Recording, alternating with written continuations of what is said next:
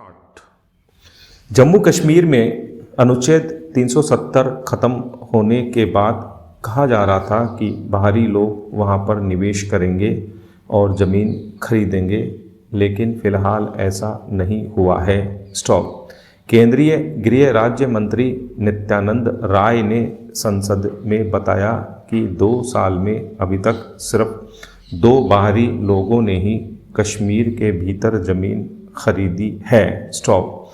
हालांकि उन्होंने यह भी कहा कि अब ज़मीन खरीदने के लिए लंबी चौड़ी प्रक्रियाओं का सामना नहीं करना पड़ रहा है, बल्कि प्रक्रिया को आसान बनाया गया है। स्टॉप। पैरा।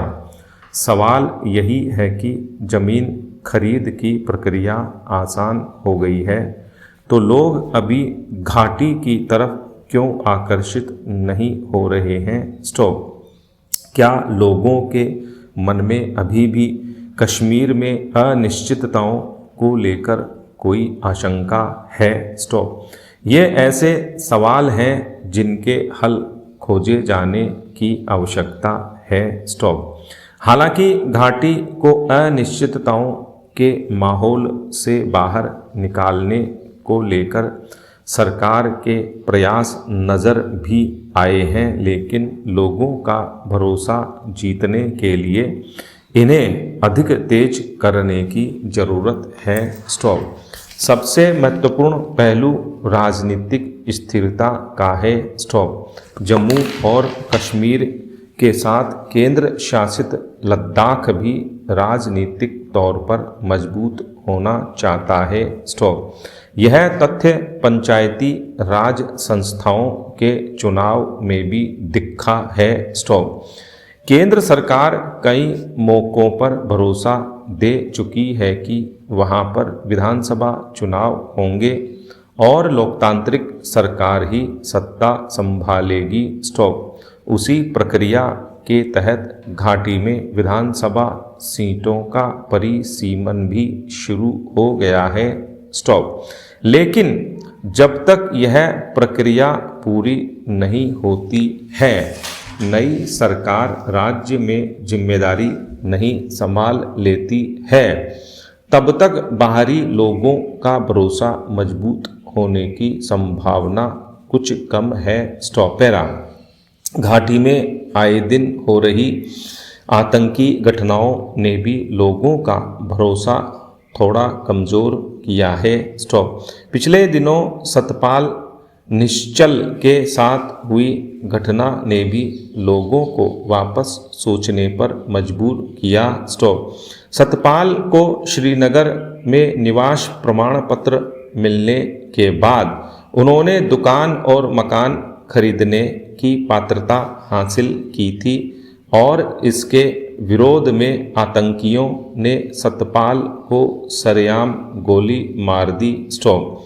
ऐसे में सबसे बड़ी चुनौती वहां पर मौजूद लोगों के साथ बाहरी लोगों के मन में विश्वास बहाली है। स्टॉप। इसके सहारे ही नए कारोबारी और दूसरे लोग जम्मू कश्मीर में प्रवेश करेंगे और वहां पर विकास के सहयोगी बनेंगे। स्टॉप।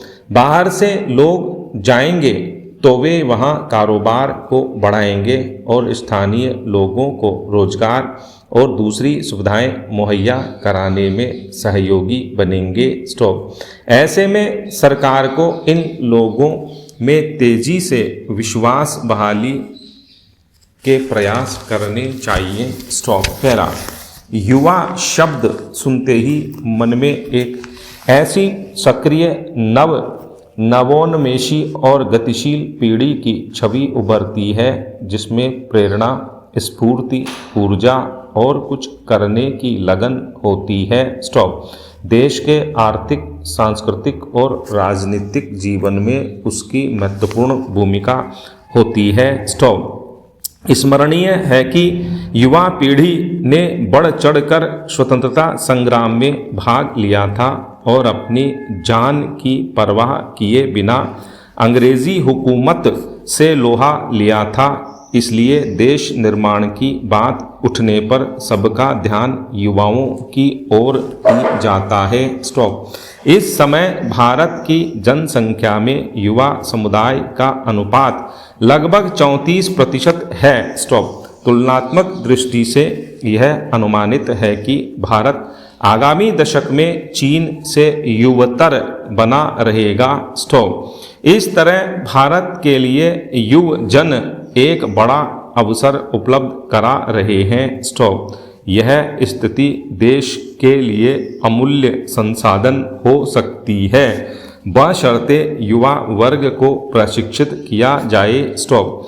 टोक्यो ओलंपिक खेलों में खिलाड़ियों के ऐतिहासिक प्रदर्शन से इस बात की बखूबी पुष्टि हुई है। स्टॉपेरा।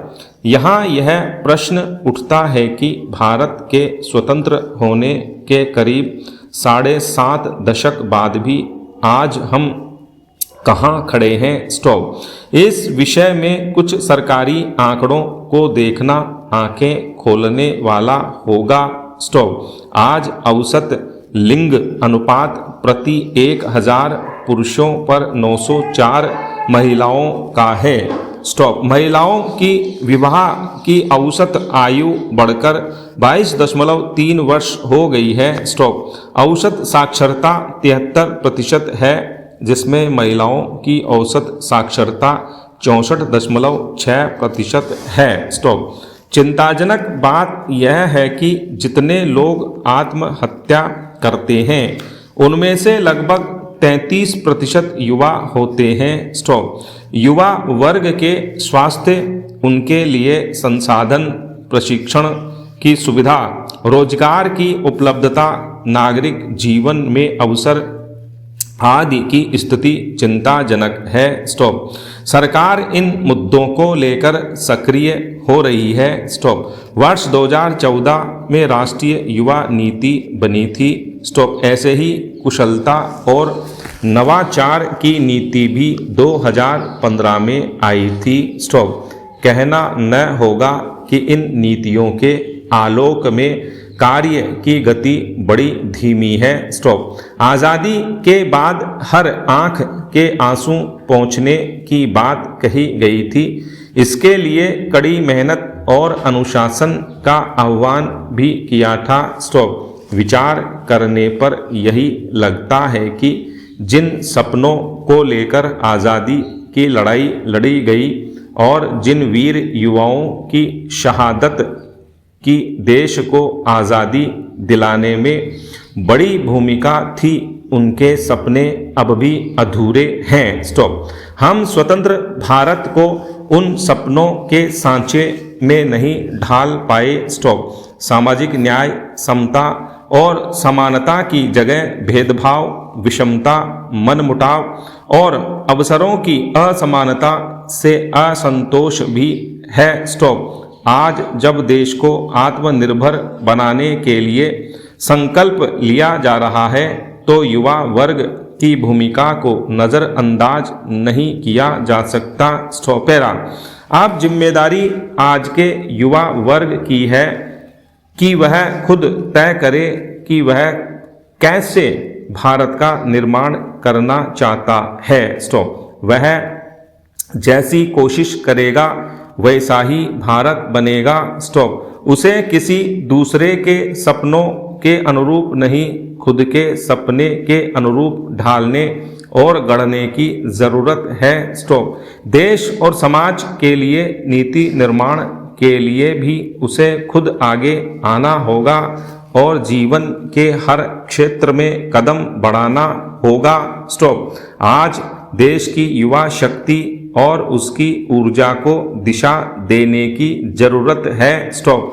उसे कौशल युक्त बनाने की जरूरत है। स्टॉप। रोजगार और स्वरोजगार के मोर्चे पर तैयारी जरूरी होगी। स्टॉप। स्वतंत्र भारत अपने पैरों पर खड़ा हो, इसके लिए लगन से काम करने की आवश्यकता है। स्टॉप।